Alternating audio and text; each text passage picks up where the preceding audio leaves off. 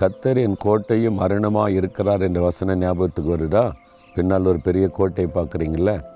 பெரம்பலூர் மாவட்டத்தில் ரஞ்சன்குடி கோட்டைன்னு அழைக்கப்படுகிற ஒரு இடம் இது. 1751 இதை கட்டியிருக்கிறாங்க. அந்த காலத்தில் ஒரு யுத்தம் நடந்த ஒரு தளமாக இருந்திருக்கிறது. அப்போ கட்டப்பட்டதை இப்பவும் பாதுகாத்து வர்றாங்க. சரி, இந்த நாளில் ஆண்டவர் உங்களுக்கு என்ன வசனம் வச்சுருக்கிறாரு? பயப்படாதுங்க அப்படின்னு சொல்கிறார். ஆண்டவர் என்ன சொல்கிறாரு? என் மகனே, என் மகளே, நீ எனக்கு விசேஷித்தவன், நீ எனக்கு விசேஷித்தவள், ஏன் பயப்படுகிறாய்? அடைக்கலான் குருவி இருக்குல்ல, அடைக்கலான் குருவி பார்த்துருக்கீங்கள்ல, அதுக்கு என்ன பாதுகாப்பு இருக்குது? இல்லை, சாதாரணமாக பார்த்தா ஒரு கழுகு வந்தால் பிடிச்சிட்டு போயிடும் அப்படியே. ஆனாலும் அதையும் நான் பாதுகாக்கிறேன். அதை விட நீங்கள் விசேஷித்தவங்க தானே. நான் என்னுடைய சாயலில் உங்களை சிருஷ்டித்திருக்கிறேன், ஜீவ ஆத்மாவாக்கி இருக்கிறேன், உங்களுக்காக சிலுவையில் ரத்தம் சிந்தி நான் மறித்து இருக்கிறேன்.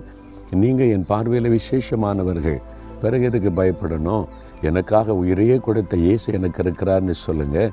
எனக்காக ரத்தம் சிந்தி மறித்து உயிர்த்தெழுந்த இயேசு எனக்கு இருக்கும்போது நான் ஏன் பயப்படணும்? எதை குறித்தும் பயப்படாதுங்க. பயப்படுகிற ஏதோ காரியம் உங்களை சூழ்ந்து வந்திருக்கலாம். அதனால தான் ஆண்டவர் சொல்கிறாரு, என் மகனே, மகளே, நீ ஒன்றும் பயப்படாத, நீ ஏன் பார்வையில் விசேஷமானவன்.